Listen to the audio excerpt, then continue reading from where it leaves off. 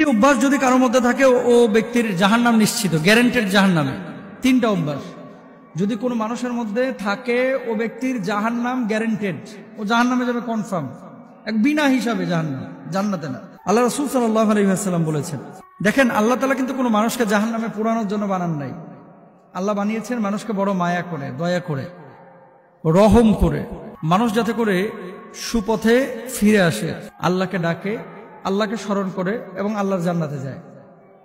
কোনো মানুষকে আল্লাহ তাআলা ইচ্ছাকৃতভাবে জাহান্নামে জ্বালাবেন না, এটা আল্লাহ তাআলার বৈশিষ্ট্য না। আল্লাহ সুবহানাহু ওয়া তাআলার সিফাতের মধ্যেও এটা পড়ে না। আল্লাহ গাফফার, আল্লাহ রহমান, আল্লাহ রহিম। কিন্তু এমন কিছু কাজ আছে যে কাজগুলোকে আল্লাহ অত্যন্ত অপছন্দ করেন, নবী অপছন্দ করেন, কিন্তু এই কাজগুলো মানুষ অহরহ করছে। এই কাজগুলো করার কারণে মানুষ নিজের আশ্রয়স্থলটাকে জাহান্নামে বানিয়ে নিচ্ছে। তারা কারা? এক নম্বর, রাসূল আকরাম সাল্লাল্লাহু আলাইহি ওয়াসাল্লাম বলেছেন, মুদমিনুল খামর, যে মানুষটা নিয়মিত মদ পান করে, বছরে একবার পান করলো সে কবিরা গুনাহ করেছে। কিন্তু যে দিন রাত 24 ঘন্টা মদের সাথে সম্পৃক্ত রাখে, মদ ছাড়া তার চলে না, মদ না খাইলে শরীর কনকন করে, মদ না খাইলে মাথা ব্যথা করে, মদ না খাইলে মাথা জ্যাম হয়ে যায়, মদ না খাইলে বউকে ভালো লাগে না, মদ না খাইলে ঘুম আসে না, মদ না খাইলে চলাফেরায় সমস্যা, এরকম কিছু মানুষ আছে। কিন্তু যদি এরকম কোনো মানুষ থাকে এই জমিনের মধ্যে যে যার চলাফেরা, উঠা বসা সবকিছুই মদের সাথে সম্পৃক্ত, এ মানুষটা জাহান্নামী, জাহান্নামকে তার আশ্রয়স্থল বানিয়ে নিয়েছে। রাসূল আকরাম সাল্লাল্লাহু আলাইহি ওয়াসাল্লাম বলছেন, মদ পানকারী ব্যক্তির 40 দিনের নামাজ কবুল হয় না। সে তওবা করলে তবে আল্লাহ তাআলা তার তওবা কবুল করেন। যদি সে আবার মদ পান করে তাহলে আল্লাহ তাআলা তার 40 দিনের আবার নামাজ কবুল করেন না। এর মানে এই না যে আমি একবার মদ খাইছি বা সিগারেট খাইছি বা জর্দা খাইছি বা নেশা করেছি, থাক আর নামাজের ধারে কাছে যাওয়ার দরকার নাই, কারণ 40 দিন তো নামাজ কবুল হবে না। বিষয়টি এরকম না।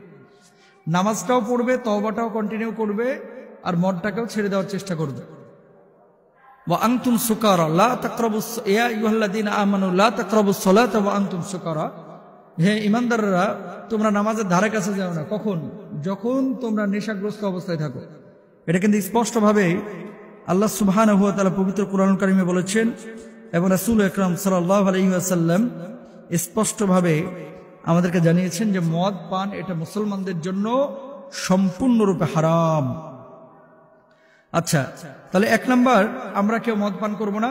এই অভ্যাস যদি কারো মধ্যে থাকে, এখন মদ বলতে শুধু ওই বোতল খাও না, কিন্তু ইয়াবা ট্যাবলেট আছে, ড্যান্ডি আছে, আইস আছে, ফেন্সিডিল আছে, হিরোইন আছে, গাঁজা আছে, যেগুলোই নেশা তৈরি করে, এই ধরনের নেশা জাতীয় কোনো জিনিসে যদি অভ্যস্ত হন, জান্নাত আপনার জন্য হারাম, জাহান্নাম আপনার জন্য অবধারিত। 2 নাম্বার, এমন চরিত্র যদি কারোর মধ্যে থাকে তার জন্য জাহান্নাম অবধারিত।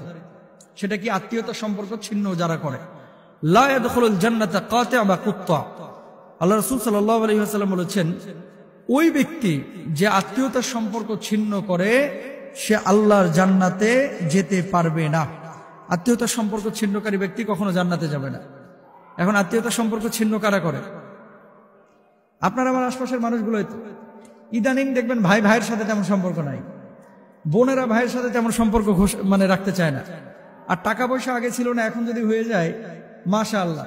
বড় লোক যে আত্মীয় আছে এটারে ফোন দিতে 3 বার ভাবে, না জানে কি মনে করে, সার মানুষ আছে না। আর গরিব আত্মীয় স্বজন এগুলোর তো কোনো খোঁজ খবরই নাই, এগুলোকে মানুষই মনে করে না। একই বাড়িতে বিয়ের অনুষ্ঠান হচ্ছে, দেখবেন বড় লোকের বাড়িতে অনুষ্ঠান হচ্ছে, গরিবকে অনেকে দাওয়াত দেয় না। হারাম। আত্মীয়তার সম্পর্ক যে ছিন্ন করলো সেই ব্যক্তি জান্নাতে যাইতে পারবে না, সে ব্যক্তি জাহান্নামে চলে যাবে। তা আত্মীয়তার সম্পর্ক ছিন্ন করার প্রবণতা বা খাসলাত বৈশিষ্ট্য কারো ভিতরে থাকলে সে আল্লাহর জান্নাতে যাবে না। 2 নাম্বার। আর আত্মীয়তার সম্পর্ক আপনি কেন ছিন্ন করবেন?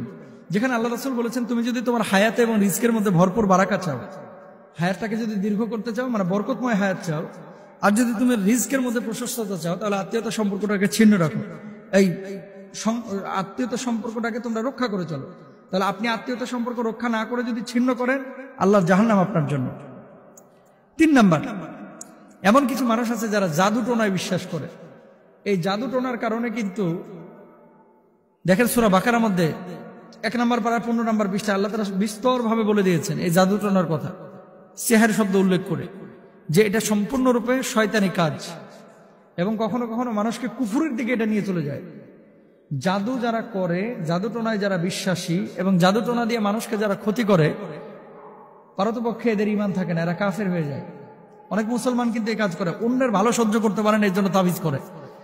রাসূল সাল্লাল্লাহু আলাইহি ওয়াসাল্লামকেও পর্যন্ত করা হয়েছে, যার পরিপ্রেক্ষিতে আল্লাহ তাআলা সূরা ফালাক নাস নাযিল করেছেন। তো জাদুটোনায় জড়ানো যাবে না, জাদুটোনায় বিশ্বাস করা যাবে না, জাদুটোনা যারা করে তাদের ধারে কাছে যাওয়া যাবে না, আরেকজনের কাছে তদবির নিয়ে এসে আরেকজনের ক্ষতি করা যাবে না। যদি এরকম কেউ করে, সম্পূর্ণরূপে কুফরি কাজ করে এবং তার ঈমান থাকবে না। তাহলে স্থায়ীভাবে যে তিনটা অভ্যাস মানুষকে জাহান্নামের দিকে নিয়ে যায়, আমরা পাইলাম কি? 1 নাম্বার হচ্ছে মদপান, 2 নাম্বার হচ্ছে আত্মীয়তার সম্পর্ক ছিন্ন, 3 নাম্বার হচ্ছে জান্নাতে এই জাদুটোনায় যারা আসক্ত। রাসূল আকরাম সাল্লাল্লাহু আলাইহি ওয়াসাল্লাম সাহাবীদেরকে বললেন, ও সাহাবীরা, আমার উম্মতের মধ্যে 70,000 উম্মত রয়েছে যারা বিনা হিসাবে আল্লাহর জান্নাতে যাবে। সাহাবীরা বললেন, ইয়া রাসূলুল্লাহ, 70,000 মানুষ বিনা হিসাবে জান্নাতে যাবে? এই কথা বলে নবীজি ঘরে চলে গেছে, আর বলেন নাই যে কারা। কতক্ষণ পরে সাহাবীরা আলোচনা শুরু করেছে গোল গোল হয়ে, যে আচ্ছা এরা কারা? কে বলছে সাহাবীরা, কে বলছে শহীদরা, কে বলছে নবী আমি আলাইহিস সালাম।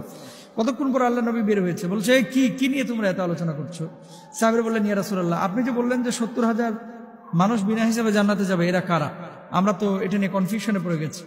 আল্লাহ নবী বললেন, লা ইয়াস্তারকুনা ওয়ালা ইয়াত্তাইয়ারুনা ওয়ালা ইয়াত্তাওউনা ওয়া আলা রাব্বিহিম ইয়াতাওয়াক্কালুন। যারা দাগ কেটে চিকিৎসা গ্রহণ করে না, গালগুল কাইটা, হাত পা কাইটা, তারপরে আগুনের শেক টেক দিয়ে এমন ভাবে স্পট ফেলে, এই ধরনের কোন চিকিৎসা যারা গ্রহণ করে না, ওই ঝাড়ফুঁক আর কি, অবৈধ ঝাড়ফুঁক যেগুলা, অশুভ লক্ষণ যারা বিশ্বাস করে না, অলক্ষণী কুলক্ষণী বলতে কোনো কিছু পৃথিবীতে নাই, সবকিছুই ভালো।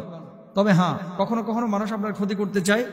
এই জন্য আল্লাহ রাসূল সাল্লাল্লাহু আলাইহি ওয়াসাল্লাম আয়াতুল কুরসির আমল শিখিয়েছেন, সূরা ফালাক নাসের আমল শিখিয়েছেন। অশুভ লক্ষণ বিশ্বাস করা যাবে না। বিড়াল দৌড় মারছে, কাক বাড়ির উপরে ডাক দিয়েছে, এই জন্য খারাপ কিছু আসবে, বিশ্বাস করা যাবে না। এবং আল্লাহর উপরে সবসময় তাওয়াক্কুল করতে হবে। আর অবৈধ ঝাড়ফুঁক, মাছের চোখ দিয়া, মাছের আইস দিয়া, মহিলার ওই যে ঘর থেকে চুল নিয়ে এসে আরেকজনের উন্নার কোনা কাইটা নিয়ে এসে তাবিজ করে সেই মেয়েকে বসে আনার জন্য চেষ্টা করা, তদবির করা, চেষ্টা চালানো সম্পূর্ণরূপে হারাম, এগুলো করা যাবে না।